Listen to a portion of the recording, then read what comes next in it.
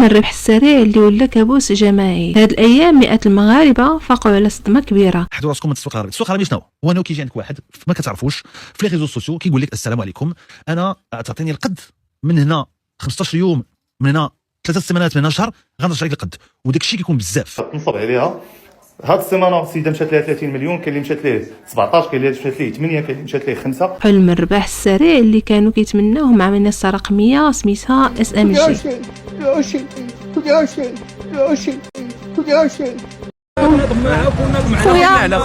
خويا مشى ضحيه، خويا ما دار بيديه ما دار برجليه، خويا نصبوا عليه مشى مسكين للحبس، ما دار بيديه ما دار. الفلوس اللي جمعوها والمدخرات ديال العائله وحتى قروض دخلوا بها باش يشاركوا، كلشي اختفى بين ليله وضحاها بلا حتى شي تحذير ولا توضيح. عليا بزاف، ضيعت راسي وكنت غادي نضيعكم حتى نتوما. انا ما كنت باغا حتى حاجه، كنت باغا غير نخدم خدمه حلال.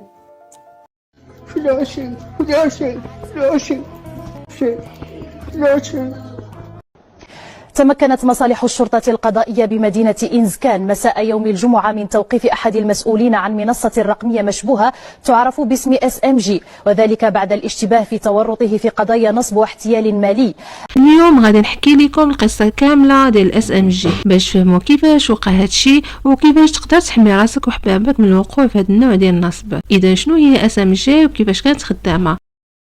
SMG ظهرت كمنصة ديال الربح السريع على الانترنت، وكانت SMG وعودها سهلة وبسيطة، بمجرد انك كتكمل مهام بسيطة بحال المشاهدة ديال الاعلانات ولا الضغط على روابط معينة، كذلك تقييم منتجات الكترونية باش تربح فلوس يوميا. كلشي كان مقترن بشعارات جذابة والحرية المالية وكذلك الدخل بلا مجهود، وهذا خلى الناس تنجذب بسهولة بلا ما يفكروا بزاف. المنصه قالت انها خدامه مع شركات عالميه وان كل شيء اللي محتاج هو استثمار مبلغ صغير باش يبدا يربح، وحتى اكثر من هادشي كانوا كيشجعوا المستخدمين يجيبوا ناس جداد باش يربحوا عمولات، وهادشي اللي كيعرفوا الناس اللي كيقراو على مخططات بونزي.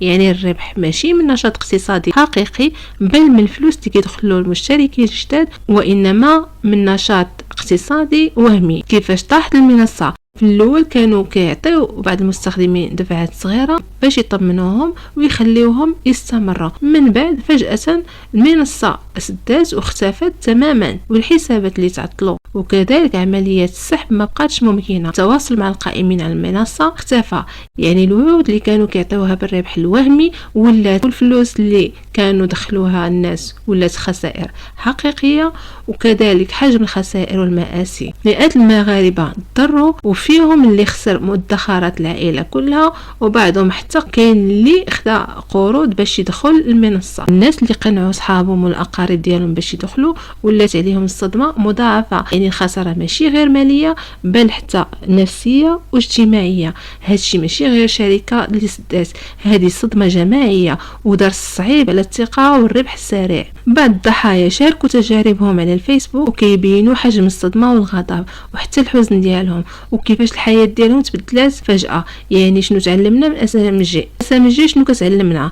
باللي اي مشروع ما عندوش نشاط واضح وترخيص قانوني ولا شي شفافيه راه خطر كبير. الربح السريع بلا جهد غالبا ما كيكونش طعم للنصب. قبل ما تدخل فلوسك شكون واقف وراء هذه المنصه وكيفاش كتجيب الارباح ديالها؟ واش ممكن تسحب فلوسك في اي وقت؟ واش عندك ترخيص وسجل قانوني؟ والانترنت راه عامر بالفرص الحقيقيه، ولكن حتى هو عامر بالفخاخ اللي كتقدر وتستغل الطموح والجهل ديال الناس. اذا النصيحه للضحايا وكذلك المشاهدين، الا كنتي من الضحايا عرف باللي الخطا ماشي ديالك بوحدك. هاد المنصات راه مصممه باش تغل الثقه والطموح ديال الناس، والدرس الكبير هو الوعي والمعرفه قبل ما تحط اي مبلغ.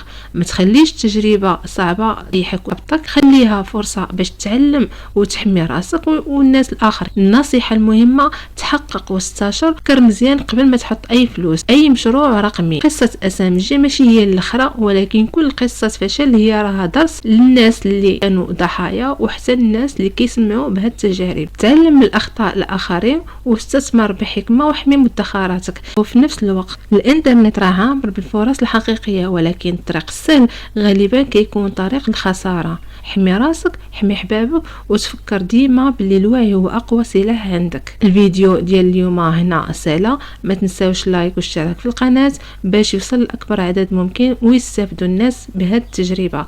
والسلام عليكم.